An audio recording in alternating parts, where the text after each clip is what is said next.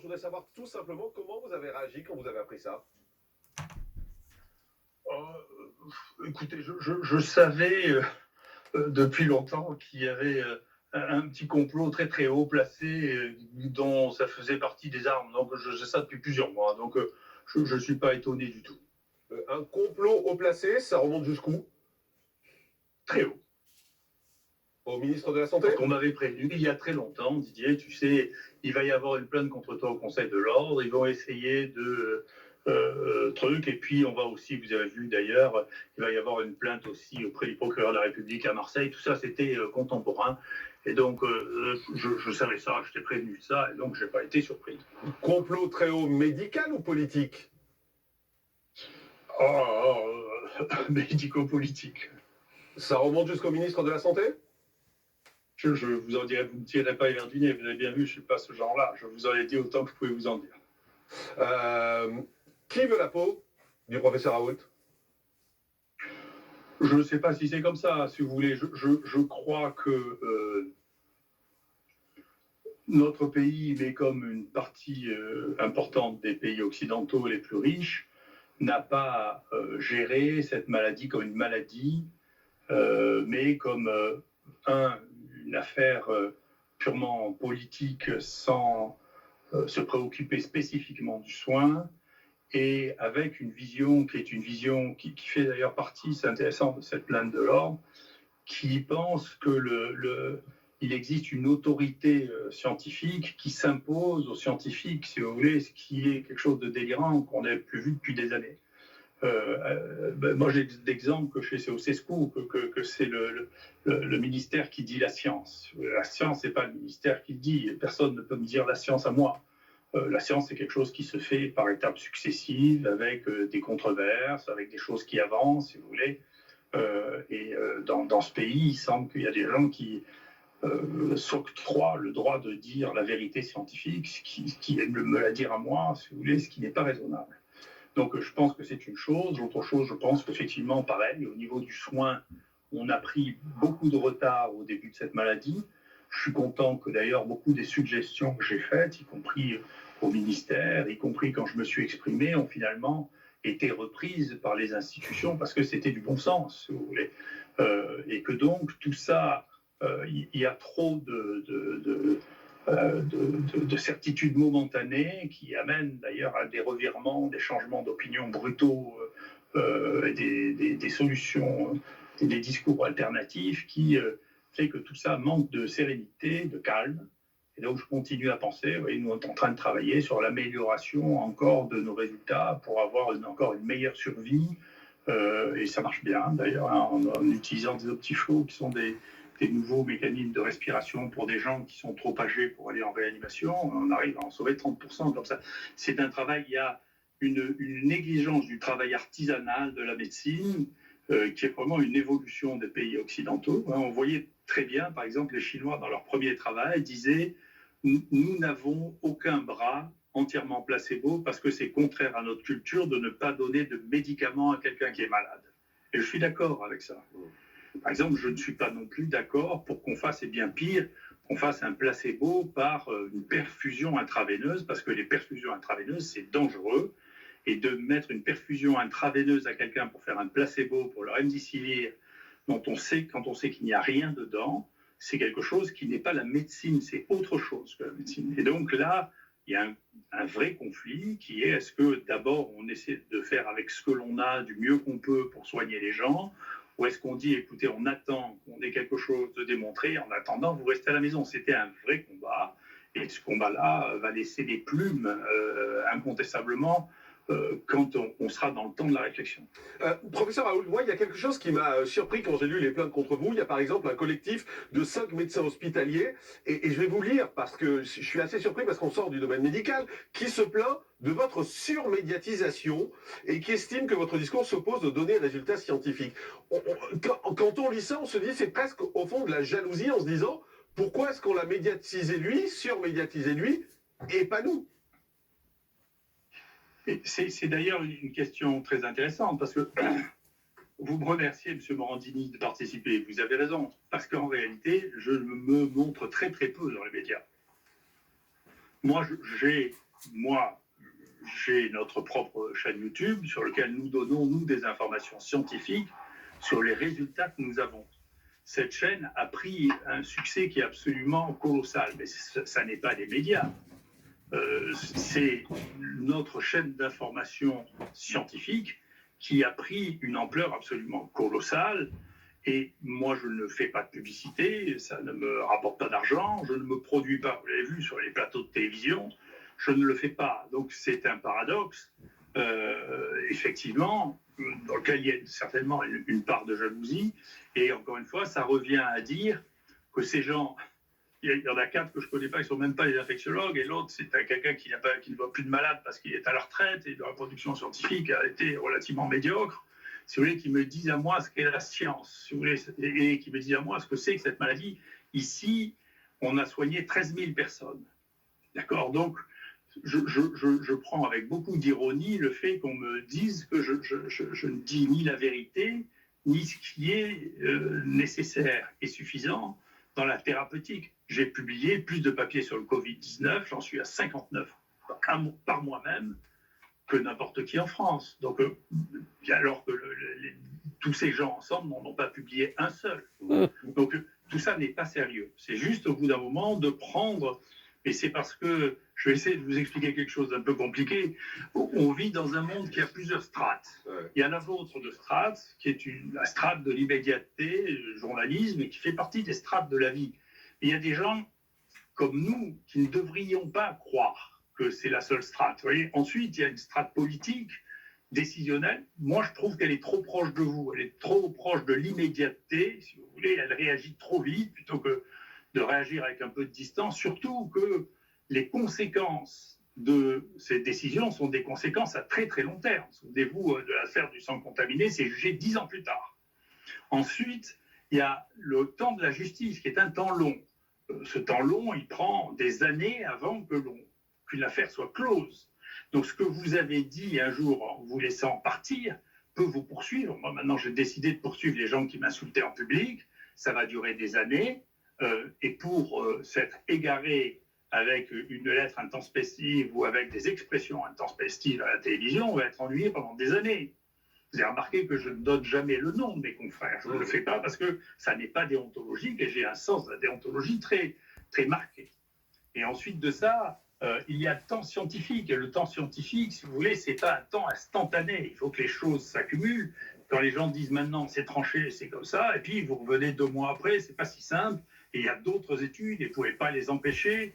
En particulier, il y avait cette balance très très improbable entre le remdesivir qui bénéficiait de milliards d'investissements par Gilead, parce que quand vous allez vendre des médicaments à $3 500 le traitement, vous pouvez avoir un financement colossal, versus l'hydroxychloroquine pour lequel personne ne veut payer, pas plus Sanofi que personne. C'est un médicament qui est fait par les Indiens, qui est commercialisé par 32 boîtes génériques dans le monde, et qui est vendu, la boîte de Plaquenil est vendue 8 € en France. Personne ne va gagner d'argent avec ça.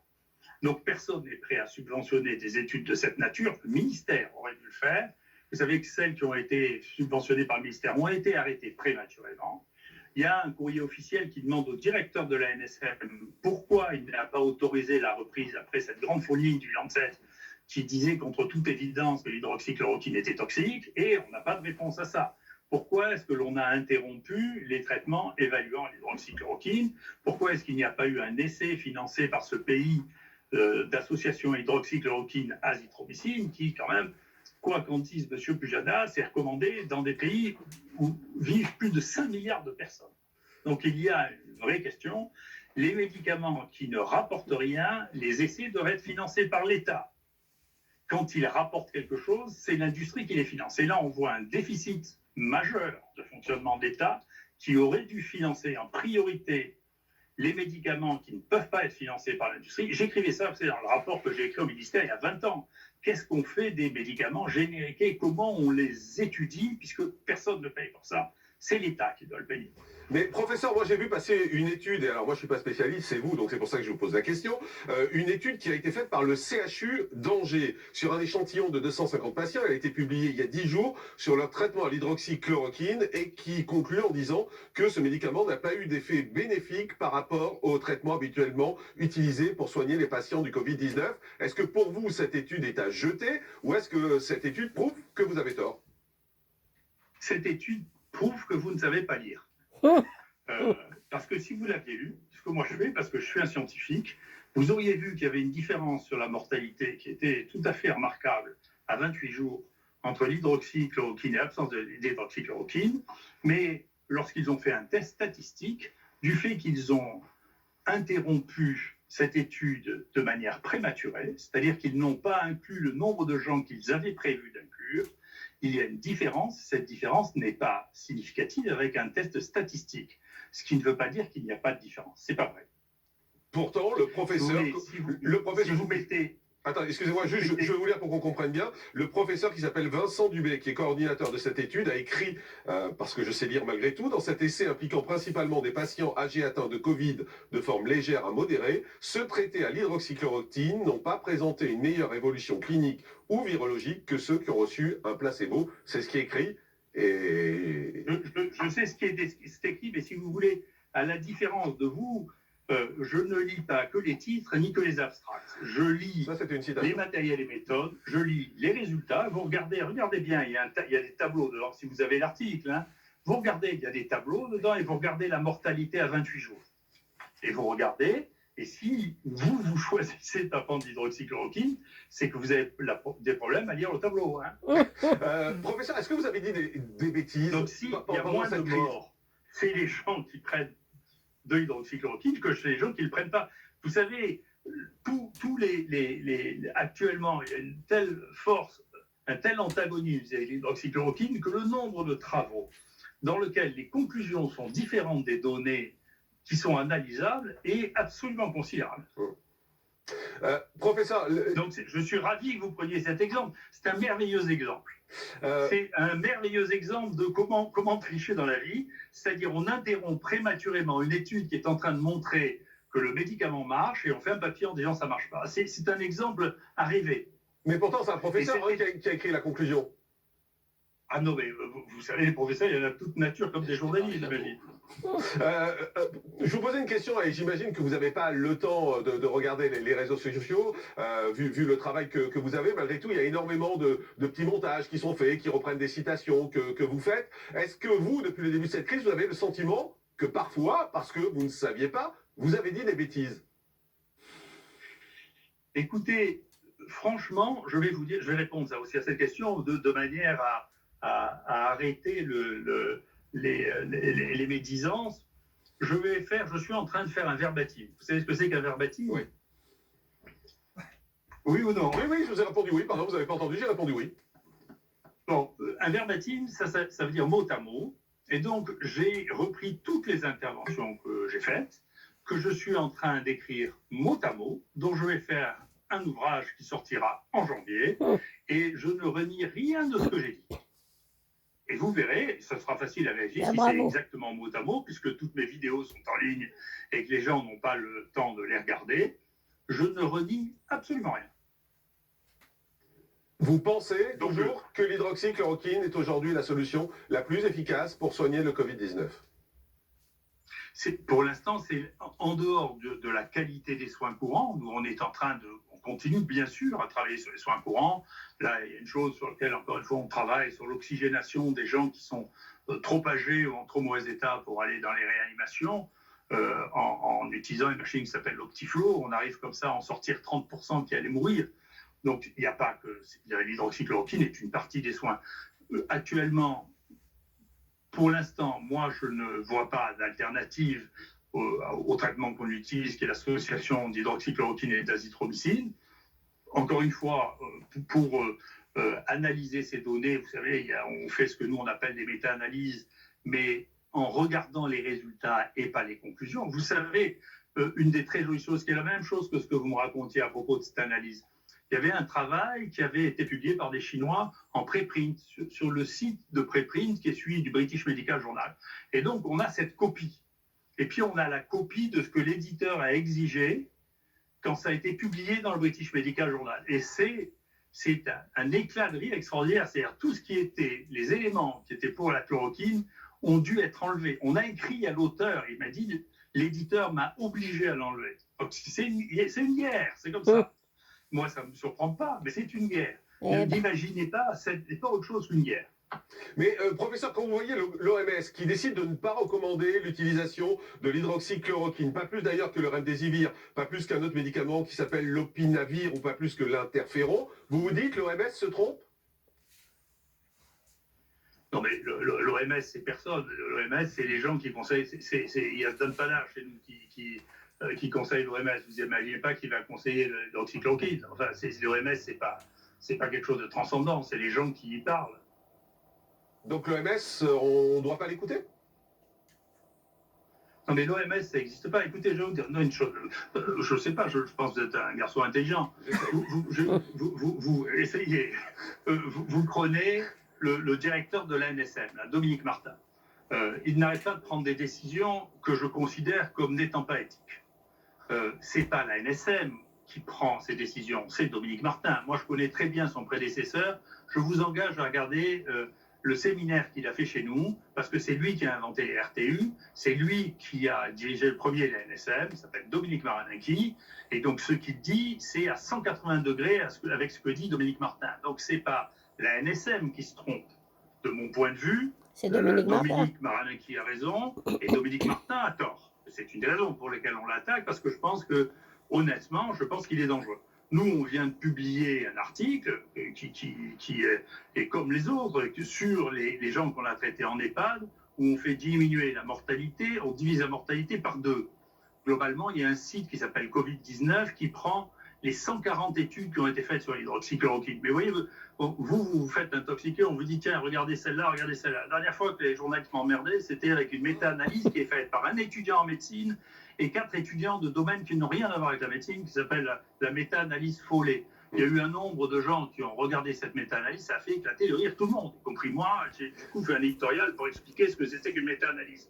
Donc il faut faire attention, vous faites fourrer des études qui sont toutes dans un sens. Il y en a 140 publiées sur l'hydroxychloroquine. Il faut faire des méta-analyses en analysant les critères de qualité de ces études et regarder les données brutes, pas les abstracts, parce que les abstracts, ça se manipule. Question rapide, professeur. Est-ce qu'on est dans une deuxième vague du virus aujourd'hui pour vous? Non. Écoutez, j'ai jamais compris ce que c'était que la deuxième vague. Donc, je ne sais pas ce que c'est et je ne veux pas faire de querelle sémantique. On a eu une première épidémie avec des variants que nous, on appelle les R0, qui est une épidémie qui s'est arrêtée en mai. D'accord ? Et puis, il y a une deuxième épidémie qui a commencé fin juin, avec des variants qui sont d'une autre nature, qui se présentent par rapport aux données que je vois, nous, qu'on a obtenues et que les autres ont rapporté en Europe, avec cette fois-là, un aspect en plusieurs vagues différentes et un temps très différent. Elle dure 2 fois plus longtemps, elle est moins mortelle, et elle n'a pas une forme en pic comme on a d'habitude. Nous, notre interprétation, c'est qu'il y a majoritairement 2 variants distincts qui ont causé la première bosse en juillet, qu'on appelle le variant Marseille 1, qui a une mortalité extrêmement faible. Et puis, il y a un deuxième, celui qui sévit maintenant, qui est en train de s'écrouler chez nous. C'est-à-dire que ça diminue à une vitesse folle, qu'on appelle le variant 4. D'accord, le variant Marseille 4. Donc, on a l'impression que c'est une succession là de petites épidémies. Comme on voit, le seul modèle que je connaisse qui ressemble à ça, c'est le modèle des rhinovirus. Ce sont des virus qui ne sont pas très lointains et qui ont la même habitude que les coronavirus de se recombiner, et pour lequel, là aussi, c'est ce que j'entendais juste avant que vous commenciez, il n'y a pas une immunité très robuste, en particulier vis-à-vis des variants. Et nous, on a eu, comme cette jeune femme le présentait avant, maintenant 15 personnes qui ont fait 2 épisodes vraiment documentés, dont certains pour lesquels on a documenté, dans la plupart des cas, ce n'étaient pas les mêmes virus exactement qu'il y avait dans les 2 épisodes. Et donc, ce qui veut dire que soit c'est parce que cette immunité contre même le même variant est insuffisante, soit c'est que cette immunité contre ce variant ne protège pas contre les autres variants. Deux petites questions rapides pour terminer, professeur. Est-ce que ce que vous êtes en train de m'expliquer, ça veut dire que si aujourd'hui le nombre de cas est en baisse, le nombre de cas dans les hôpitaux d'hospitalisation est en baisse, c'est pas grâce au confinement, mais c'est parce que le virus n'est pas le même? Si vous voulez, je pense que les dynamiques virales que nous voyons, nous, presque toutes les dynamiques d'épidémies respiratoires fonctionnent avec des courbes en cloche. D'accord ? C'était le cas du premier épisode. Dans ce deuxième épisode, il y a 2 cloches successives. Et là, on est en train de voir que la deuxième cloche est en train de tomber. Et elle tombe probablement de façon naturelle. C'est-à-dire que les épidémies ne durent jamais éternellement. Vous savez, c'est des réactions d'émotion. Les épidémies finissent toujours. Et la plupart du temps, elles ont cette allure en cloche qui est la manière banale de sévir des épidémies pour des raisons qui nous échappent d'ailleurs. Hein. Donc c'est pas le confinement qui provoque ce mouvement en cloche? Ah non, puisque nous, on voit bien que le pic, le début de la descente, c'est avant le confinement. Dernière question, professeur, toute simple. Est-ce que vous vous ferez vacciner contre le Covid-19? Écoutez, la question ne se pose pas. Pour l'instant, il n'y a pas de vaccination contre le Covid-19. On verra bien si c'est un vaccin qui est sûr. Mon Dieu, pourquoi pas, si vous voulez. Mais pour l'instant, la question ne se pose pas. Tout ça, c'est de la science-fiction. À ce stade, c'est de la science-fiction. On nous dit que les vaccinations peuvent commencer à la fin décembre ou au début janvier. Vous pouvez croire en tout ce que vous voulez. Moi, je ne veux pas vous empêcher de croire en tout ce que vous voulez. Moi, pour l'instant, c'est de la science-fiction. C'est le jour où ça deviendra de la réalité, j'aurai une opinion. Mais ça veut dire quoi? Ça veut dire que si on nous dit qu'on peut se faire vacciner fin décembre ou en janvier, pour vous, c'est pipeau? Je ne peux pas vous répondre autre chose. Pour moi, je vais vous répondre pour la 3e fois. Ce qui est rare, c'est que j'accepte de dire 3 fois la même chose. C'est pour moi, à ce stade, c'est de la science-fiction. Le jour où on sera dans la réalité, je vous donnerai une opinion. Bravo. Je ne fais pas de prévision. Alors, juste, professeur, pour bien comprendre... Et je ne crois pas aux prévisions des autres non plus, d'ailleurs. Pour vous poser la question autrement, qu'est-ce qui peut faire que vous croyez à un vaccin qui existe? Ah, bravo. Mais là, tous ces laboratoires qui nous sortent des communiqués en disant on a le vaccin, on est en train de le produire, et l'Europe qui investit des millions pour les acheter, ils se font avoir. Écoutez, pour vous dire la vérité, je ne sais pas, il faut faire la part des choses. Vous savez, le coût du Remdesivir et de Gilead, en grande partie, c'était du Bitcoin. C'est-à-dire que la bourse a eu des mouvements pour près de 200 milliards de dollars au fur et à mesure des interventions dans la presse pour ou contre le Remdesivir. D'accord ? Et quand même, Gilead a réussi au moment où je présenté ça hier, hein, au moment où dans Science, il était écrit le Remdesivir sert à rien. Vous voyez, même l'OMS disait le Remdesivir sert à rien, alors qu'il disait il y a 3 mois, il n'y a qu'un seul médicament, c'est le Remdesivir. Eh bien, Gilead a réussi à vendre pour 1 milliard à l'Europe, et nous, on a reçu de la publicité de Gilead et une notification du directeur général de la santé nous disant vous pouvez maintenant perfuser du Remdesivir. Encore une fois, je vous rappelle, les perfusions sont dangereuses en soi, quel qu'en soit le contenu. Hein, ça fait 5% de complications graves, 10 jours de perfusion. Hein. C'est très très connu de tout le monde. Donc on nous autorise à faire du mal aux gens avec un produit dont on sait qu'il ne sert à rien et dont on a acheté pour 1 milliard quand même. Donc si vous voulez, après si vous me demandez si je crois à la prochaine fable, je vous réponds, je ne crois pas tellement aux fables en général. Je ne croyais pas en celle-là. Et j'ai bien vu que j'étais le seul à ne pas y croire au départ. Mais je suis content que ce soit une fable. Après, on verra bien. Maintenant, je suis sûr que effectivement, les actions de la bourse montent comme des fous. Celui qui va gagner le plus d'argent, c'est celui qui en a gagné d'ailleurs le plus jusqu'à maintenant, c'est Bill Gates avec Moderna, vous voyez. Et donc, je suis un peu sceptique. Je me demande si c'est encore un jeu de Bitcoin, vous voyez. Merci beaucoup, professeur Raoult. Merci d'avoir été en direct avec nous depuis Marseille et d'avoir répondu à mes questions en direct. Merci beaucoup. Professeur Robert Cohen, il y a beaucoup